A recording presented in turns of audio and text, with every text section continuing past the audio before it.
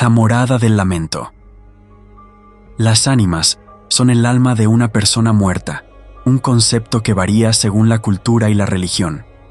En el catolicismo, a menudo se refiere a las almas de los difuntos que se encuentran en el purgatorio, purificándose antes de ir al cielo. Primer relato. Era una enorme sombra negra. En la casa de mi tía espantan. Ya han pasado varios acontecimientos con diferentes personas que aseguran los hechos. Dicen que mi abuela murió un día que no había nadie en casa más que uno de mis primos. Sin embargo, conforme pasa el tiempo, se han encontrado otras razones de que en esa casa espanten. Desde que soy pequeña, recuerdo que me contaron que a mi papá no le gustaba dormir en la casa de mi tía Lilia. En esa casa mi abuela tenía una habitación como su preferida y siempre la ocupaba. Después de su muerte, mi tía decidió volverla cuarto de visitas. A los pocos meses de esto, mis papás decidieron ir a Puebla y pasar la noche con la tía Lilia. Al dormir, mi papá sintió una presencia que no lo dejaba despertar, pero que al mismo tiempo era reconfortante. Le dio un beso en la mejilla y se marchó. Años después, cuando yo ya había nacido, sentía que algo del área de las recámaras de esa casa no me gustaba. Tenía cuadros muy extraños. De hecho, uno era el retrato de una ofrenda. En la sala de televisión había un altar pequeño con las fotografías de mis dos abuelos, altar que hasta la fecha no se quita. El escenario era, ya de por sí, escalofriante. Pasaron aproximadamente 15 años, y mis papás, uno de mis hermanos con su esposa y yo, decidimos quedarnos en casa de mi tía.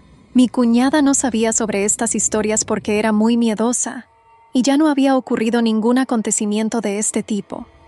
Esa noche, mientras yo dormía en el sofá de la sala de televisión, escuché gritos horribles. Inclusive pensé que estaban asaltando a alguien en la calle. Del susto corrí al cuarto donde dormían mis papás. Mi mamá salió de la recámara y se asomó a las otras, en las cuales mi hermano Antonio y su esposa estaban muy asustados. Cuenta mi hermano que sintió una presencia muy extraña y su esposa también. A pesar de estar dormidos, gritaron y se cayeron de la cama. Era una enorme sombra negra, una figura femenina con falda amplia, pero a la que no le alcanzaban a ver el rostro. Sin embargo, para no armar un alboroto, no contamos nada a nadie y dejamos las cosas así. Meses después, mi hermano Esteban y su esposa, mis papás y yo, decidimos ir a visitar a mi tía nuevamente. Como ya era tarde, decidimos pasar la noche ahí. A altas horas de la madrugada, después de tratar de conciliar el sueño con la incertidumbre de que se fuera a aparecer algo, escuché un grito. En ese momento desperté y pensé que estaba soñando. Sin embargo, los gritos seguían y esta vez era mi hermano el que decía algo. Mi mamá salió de la habitación, yo me levanté del sofá y juntas corrimos a ver qué era lo que estaba pasando. Mi cuñada, bañada en llanto, no pudo decir mucho. Simplemente recordaba que no podía despertarse y sentía una presencia que la observaba. Era una enorme sombra negra en forma de mujer que se le iba acercando poco a poco. Como mi hermano no creía mucho en eso, no hizo caso a la situación y siguió durmiendo. Obvio que para mí era imposible volver a la cama y dormir. Ese día decidí no quedarme más en esa casa, y hasta la fecha no he vuelto. Singularmente, la familia completa de parte de mi papá decidió pasar Año Nuevo ahí, en la casa de la tía Lilia.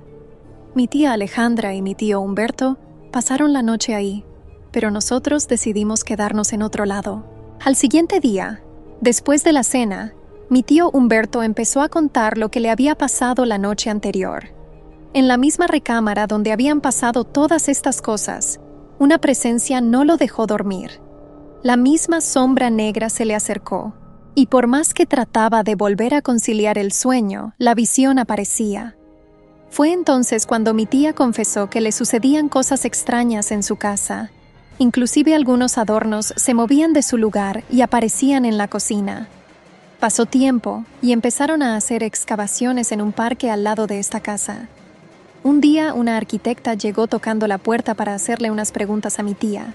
La arquitecta le comentó que habían encontrado huesos enterrados en el parque y que no sabían si la zona fue un cementerio o no. Pero para ahorrarse trámites legales, regresaron los huesos a donde estaban y decidieron no comentarlo con nadie.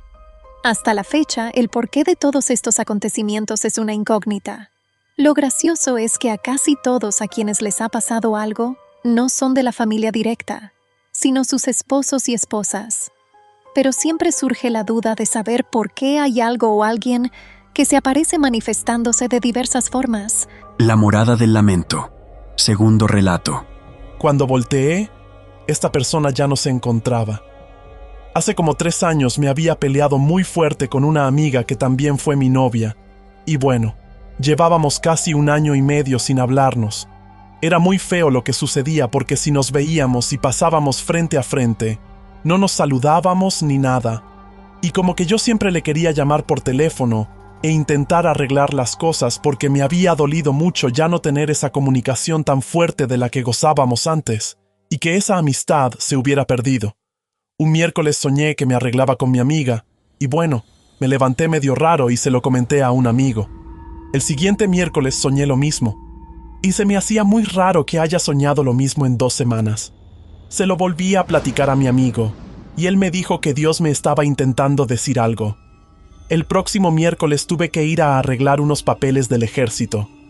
Mientras me encontraba esperando mi turno en la fila, la persona que estaba atrás de mí se puso a platicar conmigo, y conforme fue pasando el tiempo, esta persona me comentó que se me veía que tenía un problema con alguien, pero que no me atrevía a arreglarlo. Me llamó mucho la atención, y continuó diciéndome que él me iba a dar un consejo que me iba a servir para toda la vida. Me dijo que nunca me fuera a la muerte sin decir lo que pienso o siento. La verdad como que no puse mucha atención a eso. Total, justo en ese momento tocó mi turno, y entré a la oficina para arreglar mis papeles. Cuando acabé, volteé para decirle que le tocaba a él, y ya no se encontraba allí, lo cual me sacó mucho de onda. Llegué a mi casa y estuve pensando y pensando que era mucha casualidad que haya yo soñado todo eso, y que justo el tercer miércoles se me haya aparecido esta persona. Entonces entendí, al fin, el mensaje que me transmitió. Después de observar el teléfono durante algún rato, me decidí y llamé a esta amiga, lo cual hizo que finalizaran nuestros problemas. Hasta hoy en día me sigo preguntando quién sería esa persona y si sabría todo el bien que me hizo. La única referencia que tengo de él es que se llamaba Víctor, y hoy en día mi mejor amigo se llama Víctor. La morada del lamento. Tercer relato.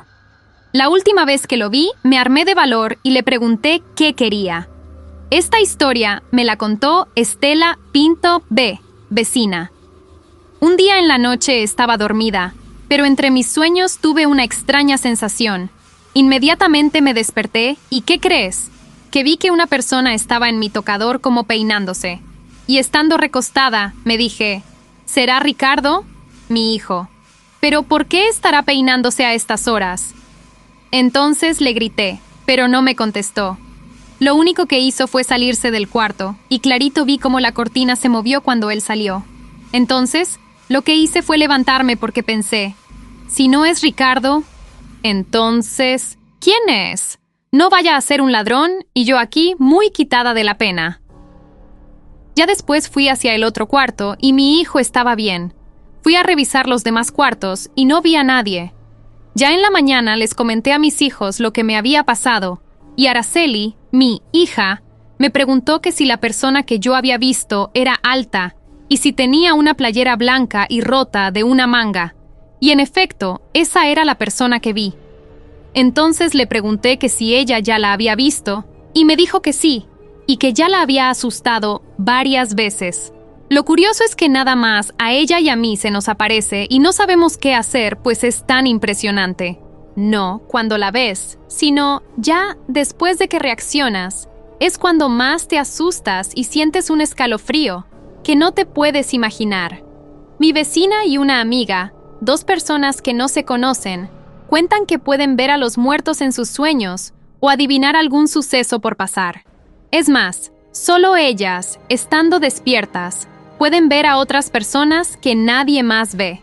Es decir, todos esos seres que ellas sueñan no los conocen, pero cuando van a alguna casa, logran ver una foto donde hay una persona que es idéntica a la persona que vieron en sueños y se enteran de que ya está muerta.